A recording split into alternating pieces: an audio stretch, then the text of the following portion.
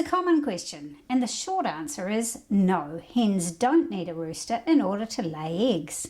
They do need a rooster if those eggs are to be fertile and able to develop into baby chicks. I have a video about why you might want or not want a rooster in your flock, but you definitely need a rooster if you want to make baby chicks. And this video is about how the rooster can make that happen.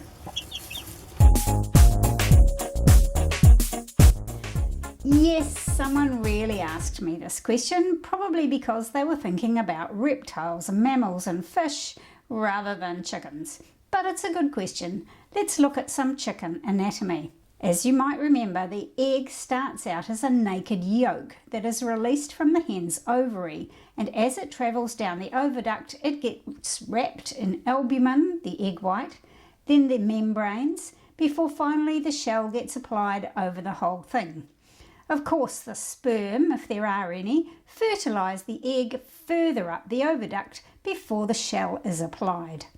Let's look at the rooster's side of things. Here's a rooster. Let's peep inside.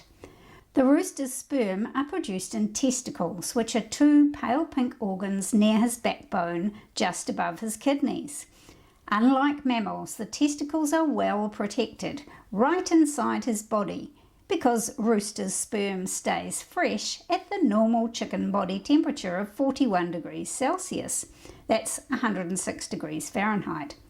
If the rooster is a full-grown, active and fertile rooster, each testicle is about the size of a walnut or a small egg. In immature cockerels who are not yet producing sperm, the testicles are smaller. A tube called the ductus deferens carries the sperm from each testicle.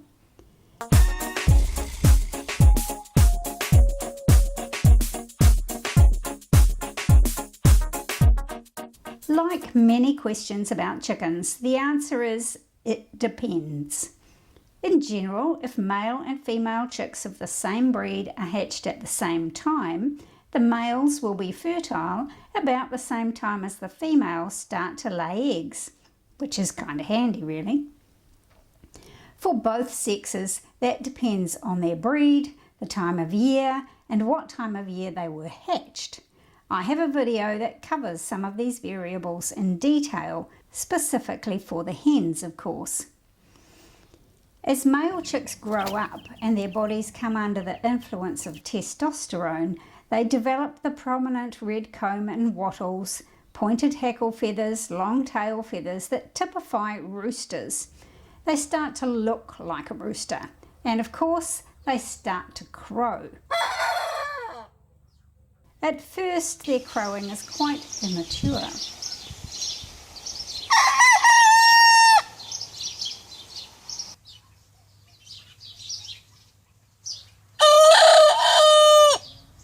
By a couple of months later, when they're in full voice, they are probably fully mature roosters. However, crowing is not directly related to mating or fertility.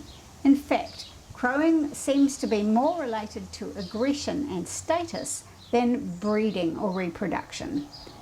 Roosters who crow a lot tend to be more aggressive, but not necessarily more fertile. Roosters will mate with hens anywhere from 1 to 53 times a day, and the frequency of mating attempts is not related to fertility either.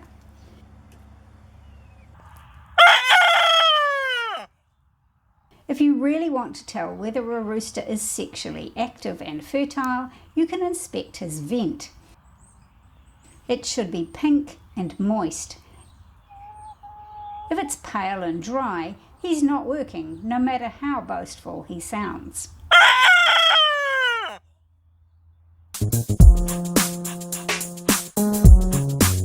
So, what actually happens during mating? Well, first there has to be a bit of wooing. Roosters have a pretty elaborate courtship ritual, which includes a bit of dancing. First he approaches her with a bit of a sidestep, almost like on tiptoe, and he might strut around her a few times. He does a bit of a waltz kind of a thing, trailing one wing towards the ground and scratches with his feet. The first time you see this, you might wonder what's wrong with him, but it's just his courtship dance. If the hen is receptive, she will crouch down for him. A laying hen might do this for you too if you approach her from the side or behind. This kind of behaviour is a good indication that she's mature and laying, or just about to come into lay. What she's really doing is bracing herself ready for the rooster to mount. He jumps up with both feet on her back. It's not easy balancing there with his claws, so he holds on to the back of her neck with his beak. She moves her tail to one side, and he has to turn his tail under hers and touch his cloaca to hers in what's called a cloacal kiss. This is a pretty tricky position to achieve, so it's just as well he doesn't have to do it for long, just long enough to transfer the sperm from his cloaca to hers. And it's all over in a second or two.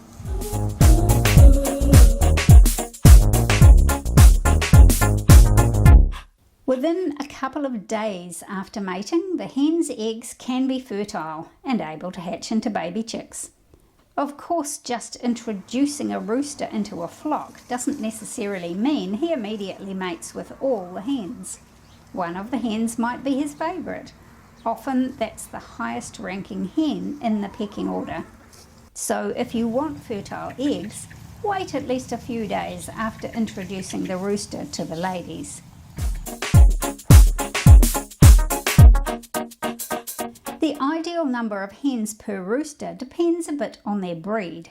For light breeds like the Leghorns, a good number is about 10 or 12 hens per rooster, while heavy breeds like the Wyandotte might be best with only 6 or 8.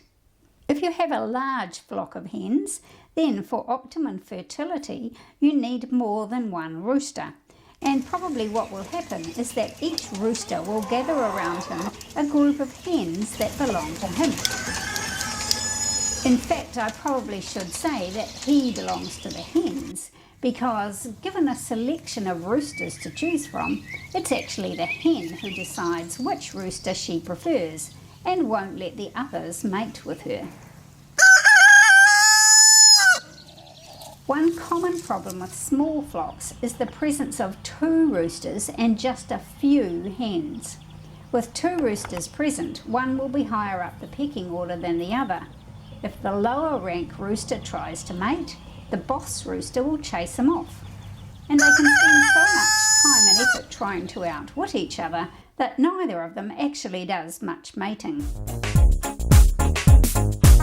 Again, it depends on the breed, but roosters of 9 or 10 years old can be quite capable of being fathers, especially if they are a bantam breed.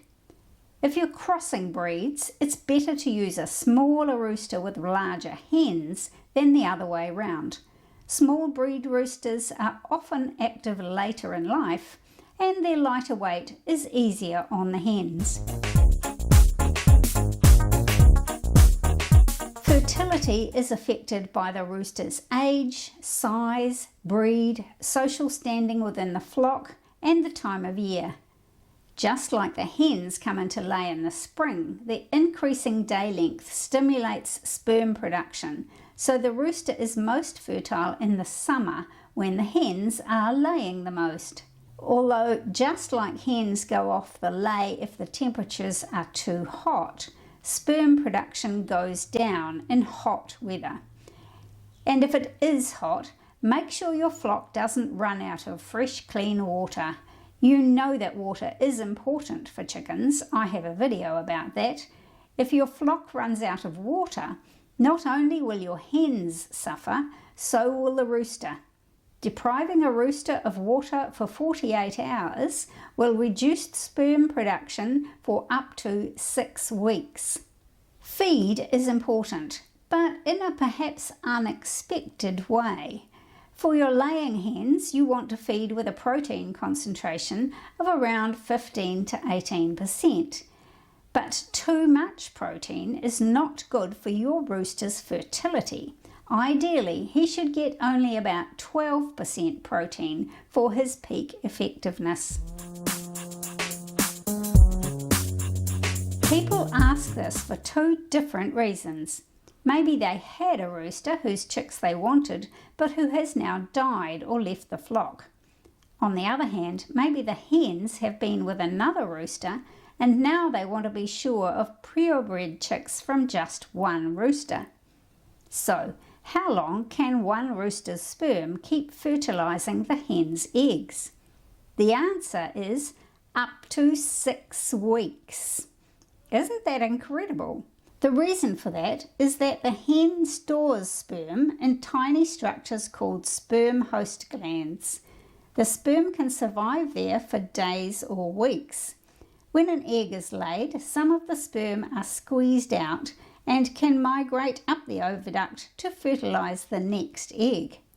Biologists would like to know how the hen keeps sperm alive at her body temperature. The only way we know how to store sperm is to freeze it. So if something happens to your rooster and you are hoping for his chicks, don't give up. And if you're aiming for purebred chicks, make sure you leave about 6 weeks between roosters. I hope this answers some of your questions about roosters' role in breeding the next generation of baby chicks. Thanks for watching. If you enjoyed this video, please check out some of my other videos and of course subscribe to my channel and press the notification bell so you find out when I release more.